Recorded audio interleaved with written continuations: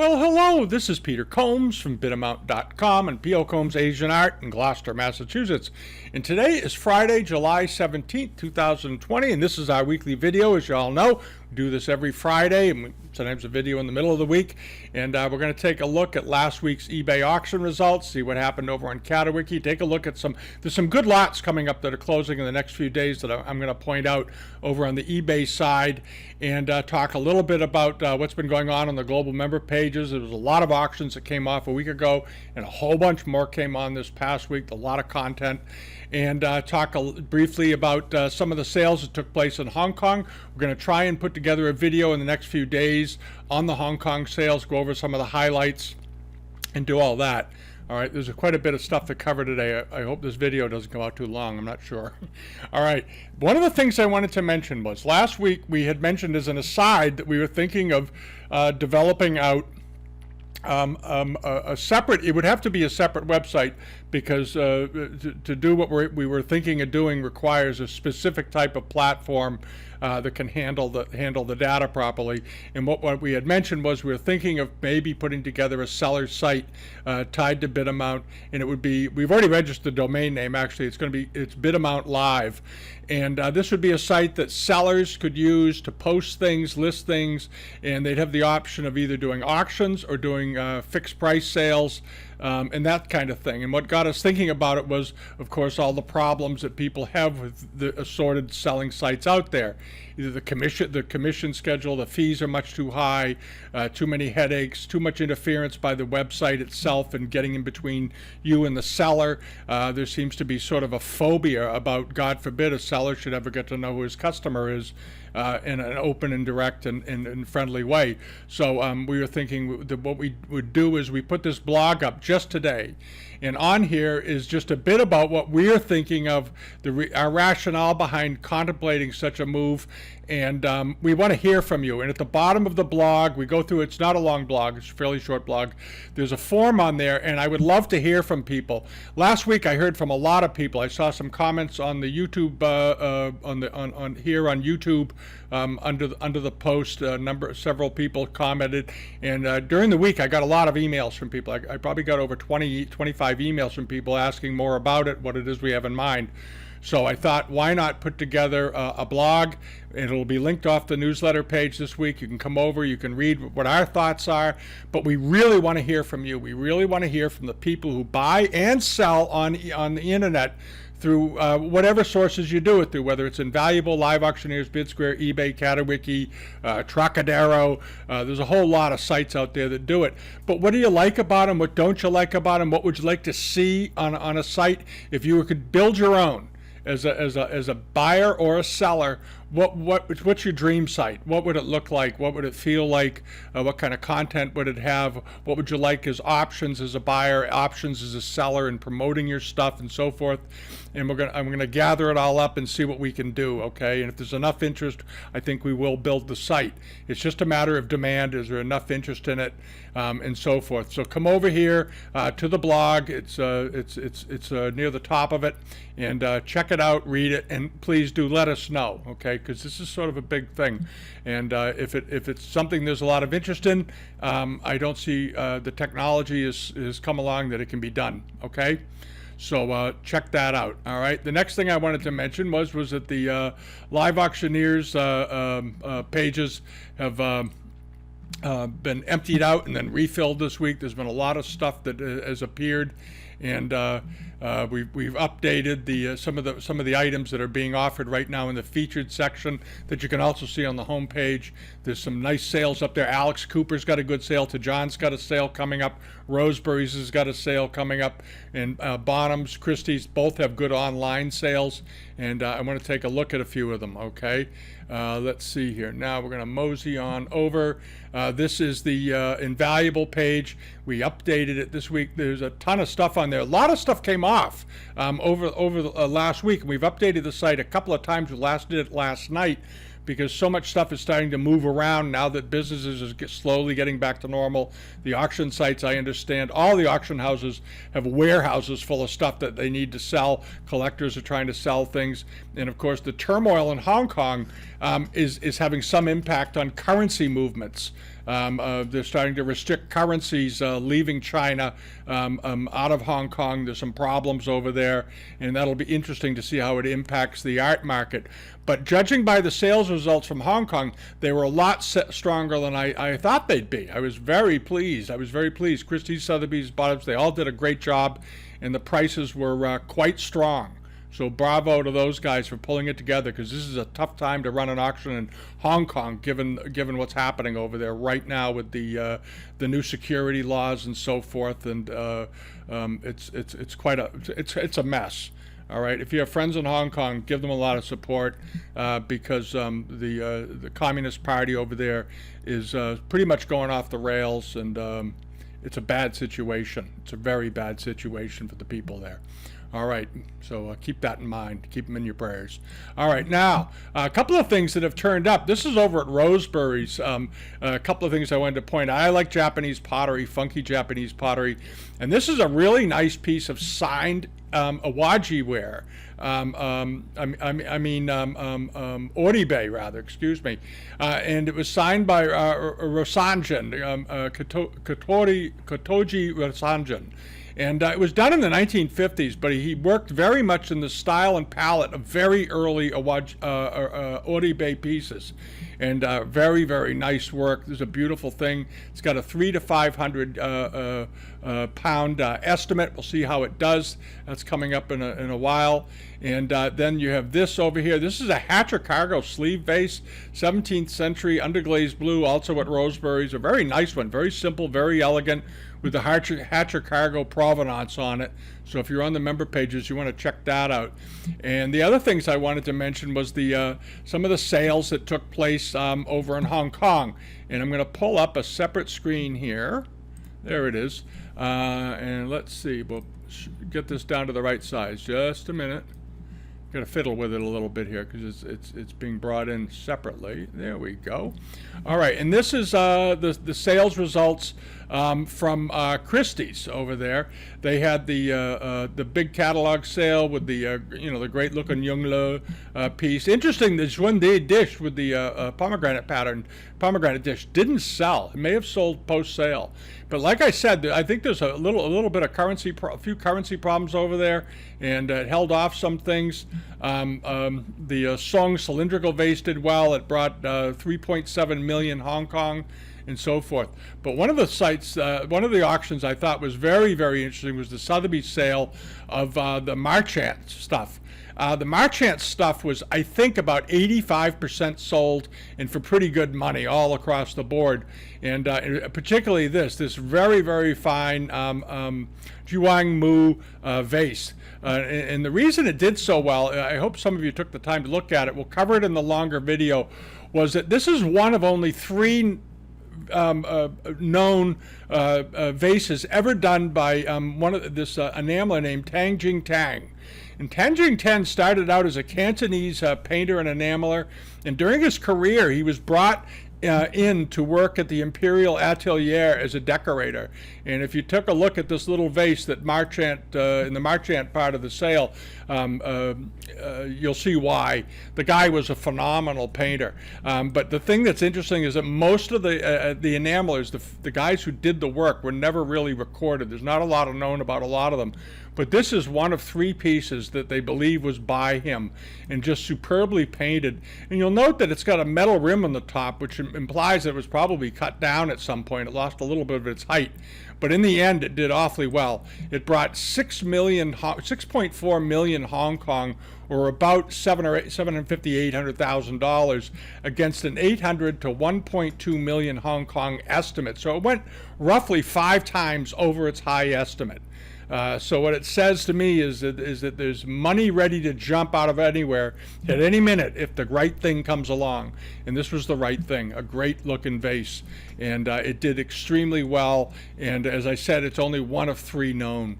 So bravo on that. The other thing that did quite well too was this. This is very, very pretty coral ground Qianlong period Familial rose bowl.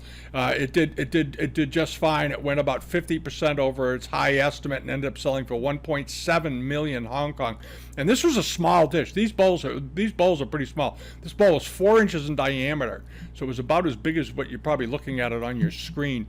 But beautifully done, mark and period, of course, and off it goes. And then you have this. This was my favorite thing of all the porcelains, I have to say, that sold, was this really superb tea dust glazed, Chinlong marked 3 Rams vase. Beautiful, beautiful example. And I talked about this before the sale because it just knocked me out. The colors were just absolutely stunning on this thing, and everything, it was just a perfect piece, just absolutely beautiful and perfect all the way down. And as I said about the previous the enamel piece, again, when the right thing comes onto the market, the money comes out for it. And this was estimated at 1.5 to 2 million Hong Kong. And I had mentioned, I think a couple of weeks ago, that seemed pretty reasonable for this. And so did a lot of people, because it ended up selling for just a hair under 5 million Hong Kong. But again, an absolutely, or there's about $700,000 or so US, which is strong money for a tea dust piece. But boy, what a great example. This was really, really, really pretty, and it did just fine. All right, and also what did very, very well was this pair of Huanwali continuous horseshoe back armchairs, late Ming Dynasty. Absolutely superb condition. And I was curious how the furniture market was doing with all this, but these chairs had no trouble finding a very, very strong buyer. But the quality of them, was superb. They were absolutely beautiful. Not a lot of wear across the footrests, and the carving in the back and all that, just beautifully done. And they ended up selling for 6.8 million Hong Kong, or more than 3 times their high estimates. But what an absolutely beautiful pair of chairs, just absolutely great. And then over here to this, we're going to cover when we do the video. We'll get into the Chinese important works of art sale that Christie's had. The paintings did very well too, I have to say. Painting market was unbelievably resilient, especially for 20th century stuff, and even some of the older stuff. Very, very strong all the way across the board. And we'll cover that sale, and we'll talk a little bit about this ruby red overlay glass with the fishnet pattern on it. It's very much a Japanese looking pattern, but it was on a Chinese piece. Highly unusual, and it ended up selling for 375,000 Hong Kong. I don't know if anybody took a look at this thing, but this was an absolutely fascinating piece of glass, and a very, very rare type. There it is, overlaid glass.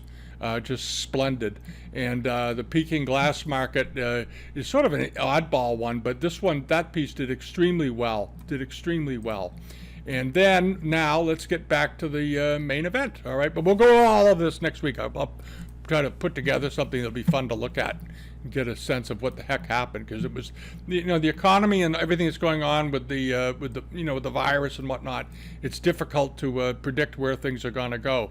But so far, I have to say, the art market around the world has held up remarkably well. I have to say that it really, really has, and I'm hoping it stays that way for everybody. All right, now on to. This was this very, very nice Zhongshan period plate. Had a couple of issues on it, but it was beautifully decorated. It wasn't bad. It had a nick out of the corner, and it might have had a hairline or something, but nothing bad. But it was very, very pretty. No underglazed blue on this. It was all overglazed blue with very thick, nice, dense Familial rose enamels, but a very interesting series of patterns running around it. I thought it was really attractive with all those Rococo scrolls. It only went for $181. That was a pretty good buy for somebody who's maybe buying on a somewhat limited budget these days. Nice example, really nice example. And then on to this chocolate brown 19th century dragon robe. Whoever took the picture, again, over sharpened it a bit. I'm not sure why he did that, but he did. And they shouldn't do that. That's not a good idea, okay? Keep your sharpening tools away from your photographs. It may look great on your screen, but it ruins it for everybody else. There's a couple of people out there that do it all the time, and I don't know why. They must have really bad screens. All right, now let's see here. That ended up selling for $3,648. Beautiful robe, though. Beautiful robe in a nice dark brown ground. All right, and then on to this. This was something that the Antiques, Ceramics and Collectibles had over in the Netherlands. Very interesting plate. This is a really interesting plate with the fishermen, a couple of fishermen, and one guy standing on a rock grabbing a fish. You can see it here. And it has this nice border with different types of fish and all of the little cartouches running around it, but very freely drawn, and with that classical willow pattern of the willow trees hanging over the water. All right, very, very attractive. Nice looking plate, and it ended up selling fairly reasonably, $257. It was about roughly 8.5 inches in diameter, something like that. Very attractive. And then on to this darling little Ming jarlet. This was a nice little one. Had a nick out of it, but it's a classical Huanwali, late Ming type of jar with the deer pattern on it. They made lots of these. It was a very, very popular pattern. Here's a picture of the bottom. It's the way they look. They can look extremely clean, and they can look very rusticated. This one was a little bit rusticated. Here's the top of the mouth, had a little chewing around it, but nicely drawn. I like the drawing on it. It's very folky. Someone used it, obviously, and it was $138. Very fair price. Very fair price for that. And then over to this, Arts on Sunlink.net. This is Mark Wahlberg. He's a good seller. And he had this fabulous piece of carved quartz with chimeras going around it. These are hard to date, but I'd say it's probably a 19th century one anyway, or possibly early Republic, but beautiful quality, just very nice quality. Mark gets good things. He has a really good eye. He's been around for years. And here's a nice detail of it, and I love the mix of the stones on the surface. You have different types of inclusions in it, and the carver did a beautiful job working into it and taking advantage of the inclusions. And look at that; it went for $175. I think that was a sort of a steal. I thought that was a great buy for a very interesting little table object for Scholar's Table. Really, really handsome. He dated it early 20th century, which is very, I think pretty conservative and fair. But $175, I don't know. Maybe people try to look it up, and you get back to the old, you couldn't find a comp problem. All right, people who are price buyers always go out rushing and looking for comps. If you love something and you really, really like it, and it's haunting you later, you blew it. You didn't buy it. Don't let things haunt you later on because you passed them up because you couldn't find a comp if you really like it. All right. I've seen people. It's funny. I've seen people pass things that they could have bought for $200 that they'll admit later they liked a lot more than something they paid $1,000 for. It just struck them. It just hit them. And I always think, well, why weren't you willing to go to $1,000 for something you really want? All right, do that. Don't build a collection based on what other comps are. If you see something you like, you really like it, buy it. Okay, I can only say that. That's how great collections are built. If you go on the internet, there was that fabulous Japanese vase that a few weeks ago sold over in the guy in Bath that had the auction. He had that, or one of the sales. I forget who it was. He had that beautiful white, 30-something inch tall Japanese Arita vase jar, and everybody jumped onto it. And the estimate was reasonable because I'm guaranteeing you they couldn't find a comp for it. But some people threw that aside and ended up paying 2 or 3 times the estimate. Always, ignore estimates and chase things if you really love them. That's all I can say. All right, now on to this very nice transitional period enameled sleeve vase. Nice example. Good decoration on it. And I think this was a very smart buy, a very good buy for someone. It ended up going for $1,705, which I don't think is crazy at all. I think it's very reasonable. It had particularly good. Some of these aren't that good. I wouldn't pay $1,000 for them. This was a good one, and I would have easily paid $1,000. All right, I would have easily paid. I'd have no problem paying the $1,700 for that. It was a nice example. Nice example. And then on to this, the Huanwali plate with the ducks in the middle. I talked about this last week. I thought it was just so nicely done. The drawing was nice and neat, had a nice bluish cast to the glaze. I like the ascending goose, and then another one here, a duck on the rocks. I like the way it's done, though, because these Huanwali plates are always so folky. And it ended up selling for $500 on the nose, and I think that's perfectly fine. That was a nice looking dish. As I recall, it was about 8 inches or 9 inches in diameter. 8 inches. There it is. Yeah. All right, now over to this was that inscribed plate, Familial rose plate with the inscription and the overglazed blue enamels with the bamboo trees. Nice looking inscriptive pattern on it. It was a good sized plate with a slightly shaped rim. Very nicely done. Here's a picture of the back. All right, late 19th century.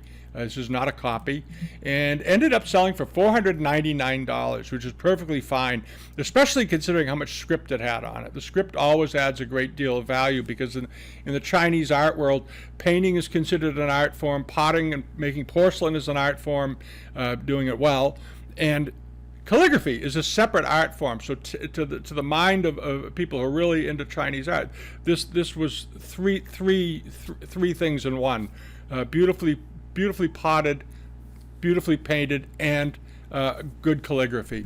And that's why calligraphic pieces often sell for much more than a plain piece. You could see two Republic period vases, or late 19th century vases, and one is nicely inscribed and the other one has no inscription but is just decorated, and the inscribed one 9 times out of 10 brings more money. All right, now on to this was that big Celadon, excuse me, I didn't get all these windows open the way I wanted today. I was in a hurry. All right, is this very nice Celadon vase with underglazed blue with these archaic masks running around it. A very ferocious looking beast. Here's an image of the foot rim, nice looking foot on that. This is a very clean, crisp vase with a metal rim applied to it, and ended up selling for $1,900. It had 84 bids, which was interesting. This came from Digger's Studio. He's a seller in Massachusetts here, out in Drake, and he doesn't sell all the time, but when he does, he has nice things. He really does. And then on to this, the silver bowl. This was a beautiful piece of silver, very nicely done with an inscription from the owner on it. Let's see if we can get that. There's the hallmark, HC, let's see, Hung Ching is the maker. And nice high relief work. That's what was the thing about this bowl. That's why I remember I liked it so much. I love the technique of the high relief work of the dragon running around it. Absolutely lovely. And here's a better shot of his head, sort of ferocious, this with his claws up and everything. Nice piece of silver, beautiful silver.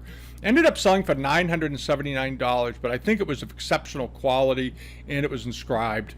All right, and it was marked by the maker as well. And as I said, I've said before, if you get a piece of silver that's marked, go over to the reference section linked off the homepage at Bidamount.com, and you can get Adrian von Furst's book to look up the marks. They're all in alphabetical order and so forth. We did, though, this week, I have to say, an inquiry from a guy through the inquiry program, the identification assistant program, who had a probably 1930s sterling silver flask, a very nice one with a locking mechanism on the top, the way they also did them in England, with a cap that screwed down and locked in place to hold in the booze. And it was a pocket flask. It was shaped with a dragon on it, and it had a maker's mark I couldn't find anywhere, and neither could the guy that sent it in, which is sort of a mystery. It wasn't an Adrian von Furst book either, and it's clearly an old piece of silver. And the fellow said he's going to put it on eBay. All right, so if you're a Chinese silver collector, we'll try to make sure we get it on the newsletter page, because it's really interesting when you find a piece of silver that hasn't yet to be recorded, because so many of them have been. All right, and we're gonna get that, but it was a nice piece. But at any rate, this sold for $979. And then on over to this, are these belt holders or belt hooks. A very nice looking pair of them. They're Tibetan, nice quality. These are the real deal, nice old ones, good metalwork on them. You take a look at it, just absolutely lovely, inset with, sort of semi-precious stones, the way the Tibetans love to do it, the color of the stones, and so forth. Here's the back of it. This was a very, very nice piece of metalwork, really was. And I think somebody got a great buy, $370 for something really interesting. Very interesting stuff. And these don't turn up often on the market, so I think they were a particularly good buy. They were on the newsletter page, so if you missed them, I'm sorry. All right, now over here to this, the big rose Mandarin vase. Pretty nice one. Good enameling. Looked to be in nice condition. Here's a shot of the bottom of it. It hadn't been drilled out for a lamp so far. Here's the detail of it. Nice quality detail work, and so forth. And it did fine. It brought $510. Had it been a little more finely painted, it might have brought another few hundred. But still a nice vase. Very, very nice vase. And then over here to another robe that came up. There were a number of robes last week, and there's this one of the blue ground with silver or gold metallic thread on it. A nice late 19th century example. Somebody apparently had bought this before and never paid for it. Last time around it went for $2,924. And unfortunately, the fellow had to relist it, and it brought a little bit less this time. It brought $2,650. All right, and this is one of the big problems with non-payers, is that they tend to hurt the value of things sometimes when they don't pay their bills. And eBay should kick them all off the first time they fail to pay a bill. It's my opinion. All right. Now on to this was that nice 12, 13-inch Kangshi dish with sort of an open scene. I thought it was very nicely done. Quite attractive. The birds were well done. The flowers. I love the little honeycomb pattern around the interior rim. Lots of good use of negative space. A very, very, very nice piece. And here's a picture of the foot rim on it. That nice Kangshi rounded sort of ivory foot. That's very typical of these. And you see these little bubble pops all over the glaze on the bottom, which is pretty typical of Kangshi pieces at times. Here's a good detail of it. This was a nice dish, and it ended up selling for $642, which I thought was a very good buy. I think that's a really good buy. It was about 13 inches wide. It was just slightly over, into the zone of being a charger, but a nice thing. Okay. And that was about it for the week. And now we'll take a look at some of the things that are coming up, because there's some interesting stuff coming up this week. And one of them is this plate.